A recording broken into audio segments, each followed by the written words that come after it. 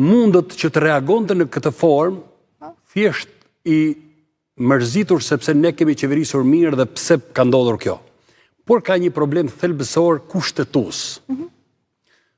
Sipas asaj që ne dim nga kushtetuta dhe nga e drejta kushtetuese dhe nga kodi i procedurës penale. Pezullimi i i zëvendës kryeministrës dhe ministrës nuk është ashtu siç thot kryeministri, se nuk është masë administrative. Po ta kishin pezulluar Nuk ka ndodhur në asnjë vend tjetër. Po lere më, ajo është mashtrim publik.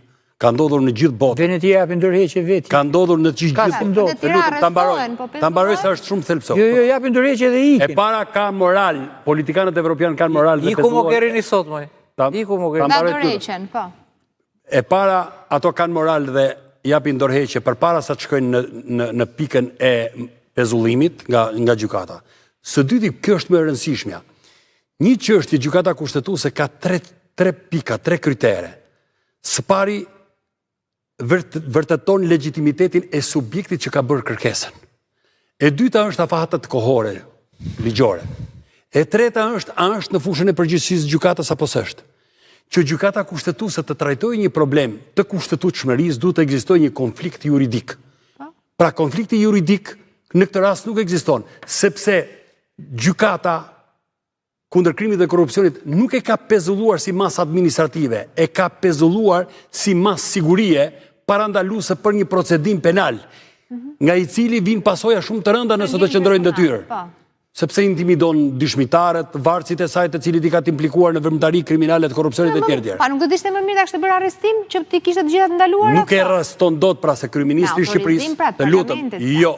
Kryeministri i Shqipërisë në rastin Velia e ka deklaruar publikisht se të harroni që Edi Rama dhe Partia Socialiste do të autorizojë më organet e drejtësisë për të vepruar ndaj personave të emëruar apo të zgjedhur nga qeveria. Gjykata, duke çmuar relacionin e hollësishëm që ka bërë prokuroria e Spakut, pra Spaku, prokuroria e posaçme, në raport me rrezikshmërinë e Ballukut për prishjen e provave dhe të intimidimit të dëshmitarëve, i është drejtuar gjykatës. Dhe i ka thënë, mu po prishet hetimi. Dhe e vetmja rrugë, sepse në parlament nuk e çon dot, sepse e din se dështon. Atëherë veprimi më i shpejtë është kërkesa për ta pezulluar nga detyra, sepse e ka kompetencë. Pra nuk është në kompetencën e kryeministrit që të thotë ka konflikt institucional.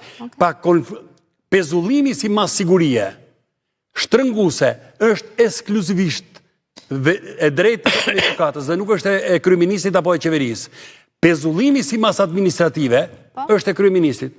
Kryeministri i Shqipërisë në të mos e pezulloj administrativisht, sepse realisht kryeministri... Po ka ngelur marrëveshjet pa u firmosur... Cilat marrëveshje?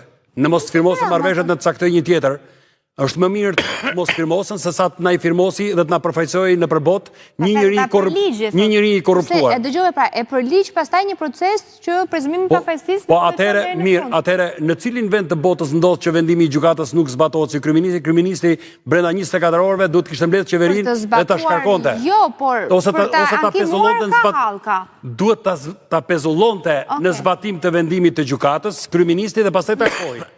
Sepse vendimi zbatohet, pastaj ankimoheshtin në shkallët më të larta. Ama kryeministri nuk e ka mbledh qeverinë brenda 24 orëve dhe të zbatohet në vendimin e gjykatës për ta pezulluar në mënyrë administrative.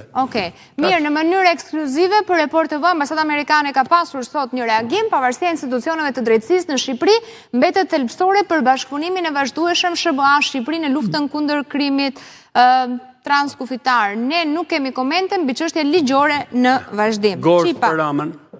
Kjo është gozhd. 1-0 thua? 1-0. Qipa, si e lexon? Po politikisht ne kështu e lexojmë që ka një paralajmërim që pushteti politik mos guxoj si ka ndodhur në historinë e tranzicionit tonë që fuzduar tek sistemi i drejtësisë. Dhe e vërteta është që